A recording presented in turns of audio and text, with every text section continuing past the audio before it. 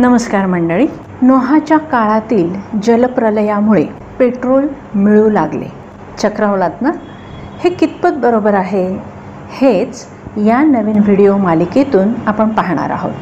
Understanding the natural ancient origin of oil versus a biblical genesis flood origin of oil या professor doctor Lawrence Collins यांच्या 57 क्रमांकाच्या लेखावर आधारित ही नवीन video मालिका सादर करीत असताना आपले मनापासून स्वागत. समाजात धर्म हा एकटा नसतो.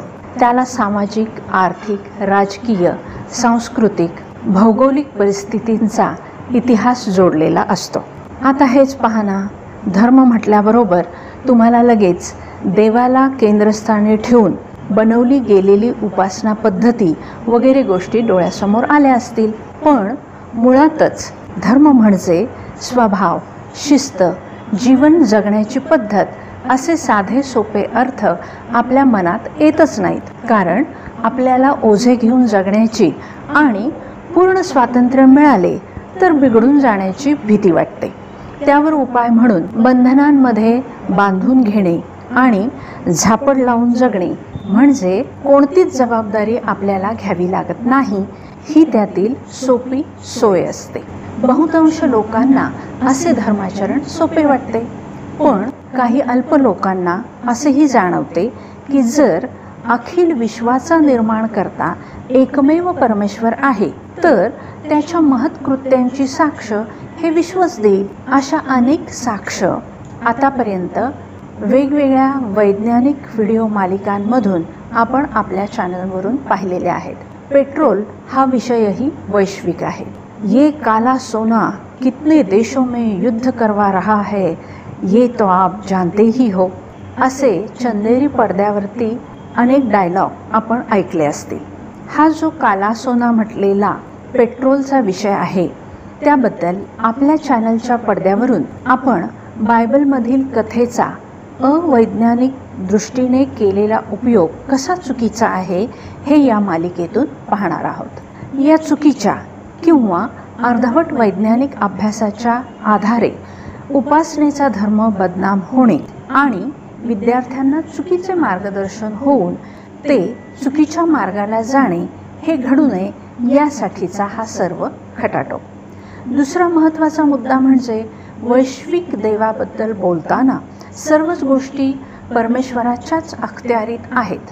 मग विद्यार्थ्यांना वेगवेगळ्या कार्यक्षेत्रांचे मार्गदर्शन चर्च का करत नाही?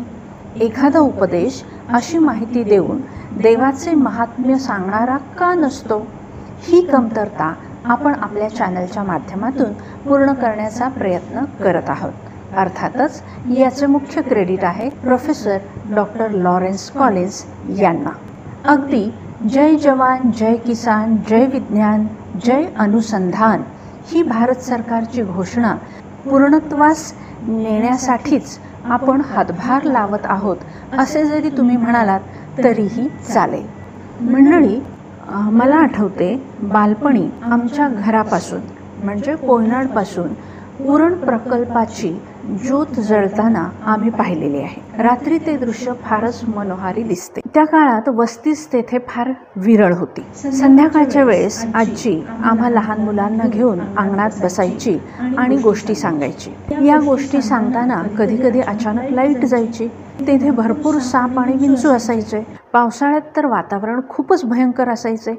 त्यामुळे आमची आजी या सर्वांपासून संरक्षण करू शकेल याची साशंकता आम्हाला हे सर्व ओळखून आजी आम्हाला उरणच्या प्रकल्पाचा हा दिवा किंवा ही जळणारी ज्योत दाखवे आणि ही ज्योत जशी ऊन, वारा, पाऊस, अंधार या सर्व परिस्थितीमध्ये तशीच जळत असते तसेच परमेश्वरही आपल्याबरोबर नेहमी असतो हे आम्हाला पटवून देताना एक लहान दिवा येशूचा दूर चमकू दे, हरवेळी हरस्थळी चमकू दे. तुम्हालाही हे गीत माहीत असेल. या गीताच्या आधारे आमची धार्मिकता किंवा परमेश्वरावरील विश्वास अधिक बळकट करत असे. या सर्व आठवणी मनात घेऊन ही मालिका तयार करीत असताना पेट्रोल आणि तत्संबंधींची माहिती म्हणजेच गॅसोलीन, केरोसिन, क्रूड ऑइल, नैसर्गिक वायू, मिथेन वायू, कोळसा किंवा इतर जीवाश्म इंधन कसे मिळते हे या मालिकेतून आपण समजून घेणार आहोत, मात्र अर्थातच पुढील भागापासून. तोपर्यंत परमेश्वराचा आशीर्वाद तुम्हा प्रत्येकाबरोबर असो. आमेन.